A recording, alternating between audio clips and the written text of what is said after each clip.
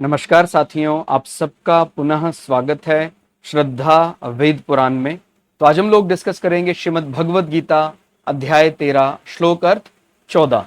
इससे पहले हम लोगों ने अध्याय 1 से 12 तक के सभी श्लोक अर्थ सरल हिंदी भाषा में दोनों ही चैनल श्रद्धा एस्ट्रो ज्योतिष, श्रद्धा वेद पुराण में अपलोड कर दिए हैं। आप में से कोई भी व्यक्ति भगवद गीता को सरल हिंदी भाषा में समझना चाहता है, आप हमारे चैनल में आए जहां आपको 700 के 700 श्लोक अर्थ मिल जाएंगे। तो भगवान श्री कृष्ण अर्जुन को क्षेत्रज्ञ के बारे समझाते हुए कहते हैं, वह संपूर्ण इंद्रियों के विषयों को जानने वाला है। जिस प्रकार हम 13वें अध्याय के कुछ पहले श्लोक पढ़ रहे थे तो हमें ये बात समझ में आई कि भगवान क्षेत्र में भी किस प्रकार का अनुशासन किया जाए कि क्षेत्रज्ञ को समझ लिया जाए, वो बातें यहां बता रहे हैं। तो क्या कह रहे हैं, ये जितने भी इंद्रियों के विषय, ये सब क्षेत्र का पार्ट है, लेकिन यहां अनुशासन से जीना, क्षेत्र में अनुशासन को लाना क्षेत्रज्ञ के नजदीक ले आता है। ठीक है, तो हमेशा ही ये तरीका ज्यादा कारगर होता है, बजाय कि हम सीधा क्षेत्रज्ञ को समझें क्योंकि क्षेत्रज्ञ के बारे कल्पना करना, विचार करना संभव ही नहीं है। वो मन बुद्धि विषयों से परे का विषय है। तो कहते हैं, एक तो बजाय सीधा क्षेत्रज्ञ को समझें, इसकी बजाय क्षेत्र से क्षेत्रज्ञ को समझा जाए।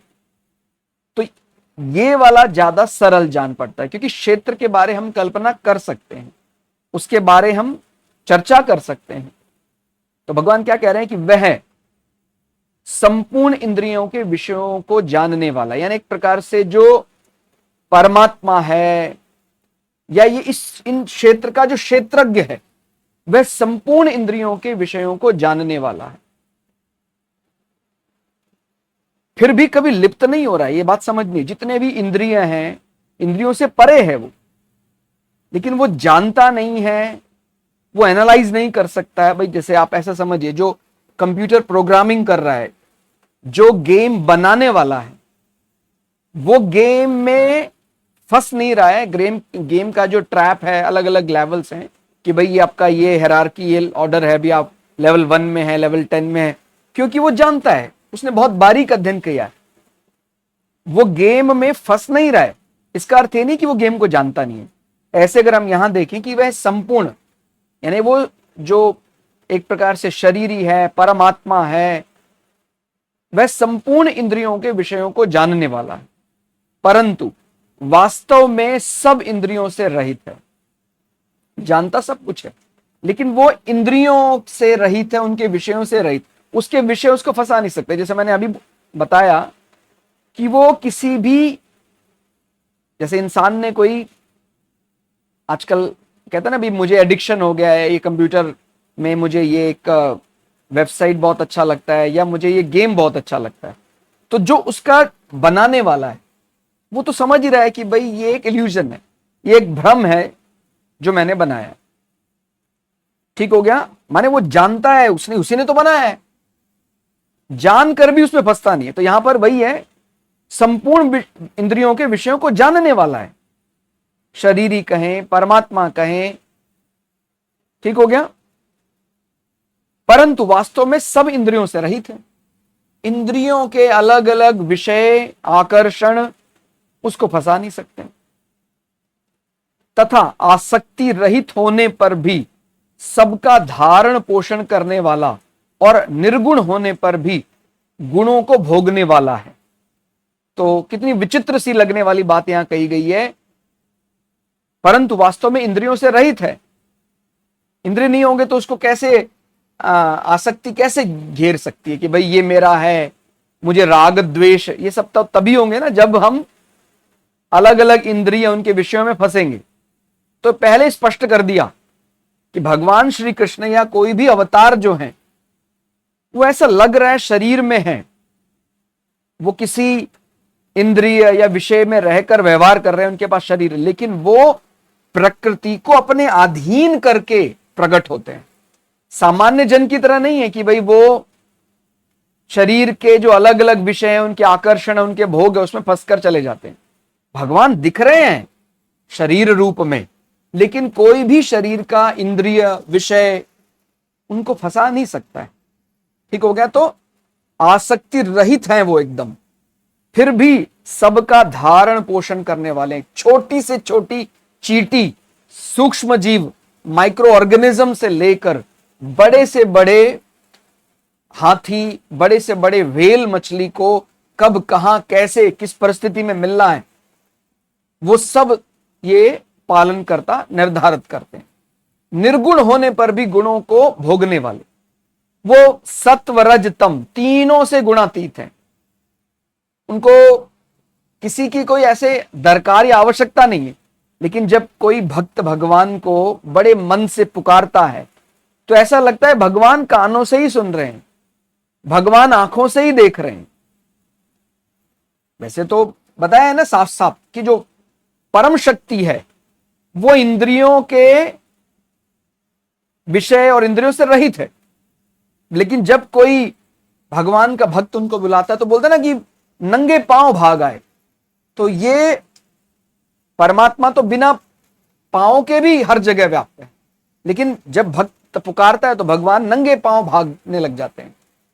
तो आप समझ रहे हैं यहां पर किस प्रकार से परमात्मा इन सब विषयों के अधीन नहीं है, ये सब विषय इंद्रिय भगवान के अधीन।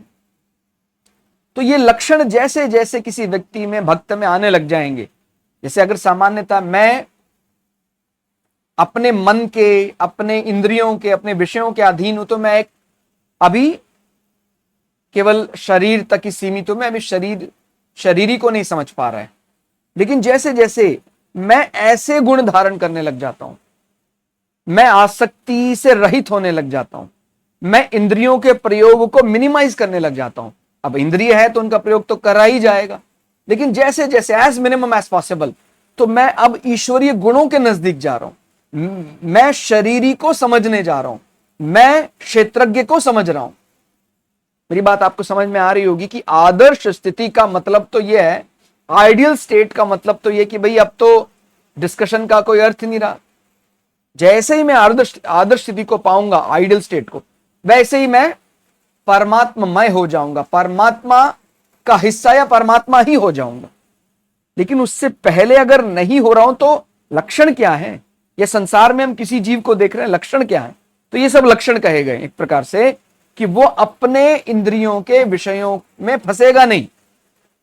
वो इंद्रियों को ऐसा लगता है जैसे मॉनिटर कर रहा है कि ठीक है, भगवान ने जीभ दी है, भगवान ने भोजन के लिए उदर दिया है, तो भोजन तो खाना ही है।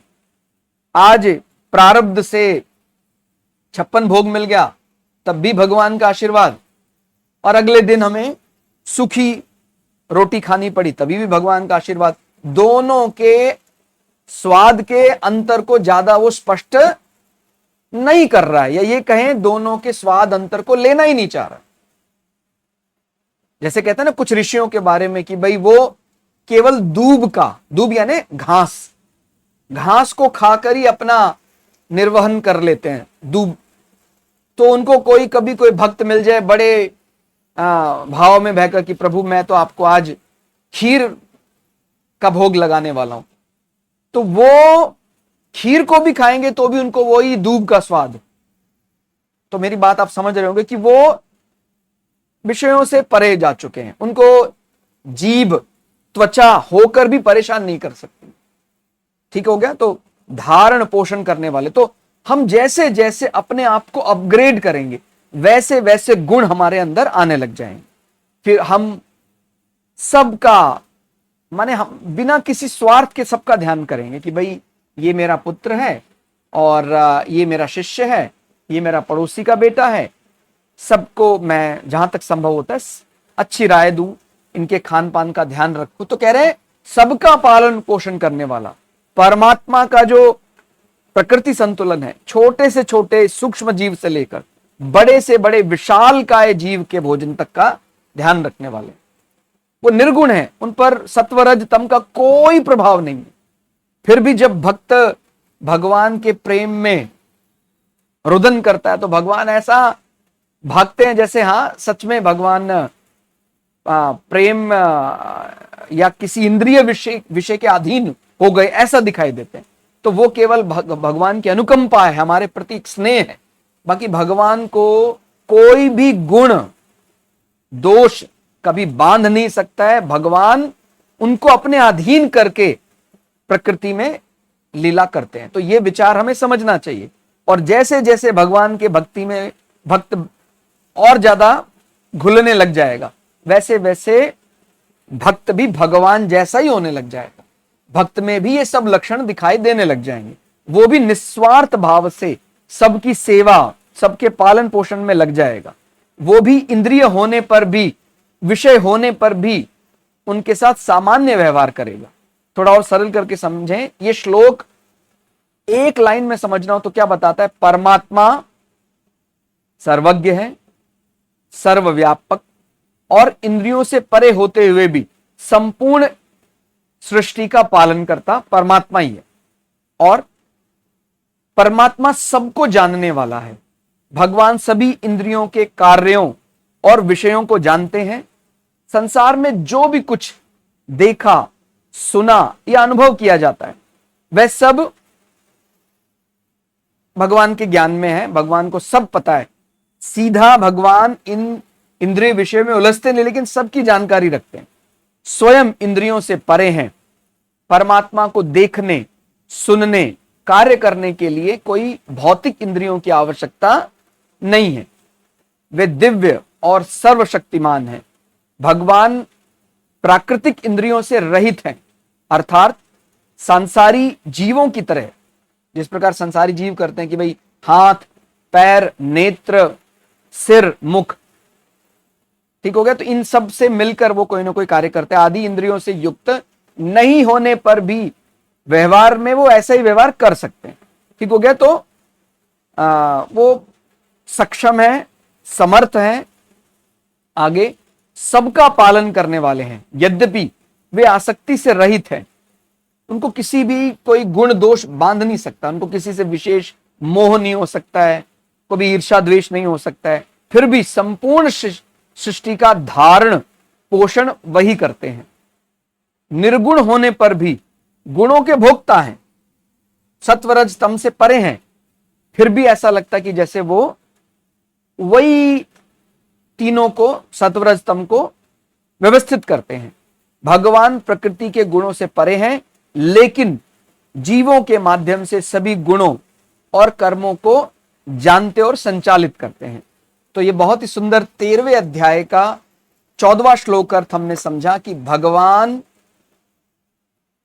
गुणातीत हैं, इंद्रियों से परे हैं, फिर भी संसार में ऐसा व्यवहार करते हैं भक्त को देखकर, भक्त के प्रेम में, कि जैसे उनको सत्व, रज, तम या अलग अलग प्रकार के इंद्रिय विषय बांधे हुए हैं। तो ये प्रकार का भगवान का भक्त के लिए स्नेह ही कहा जाएगा।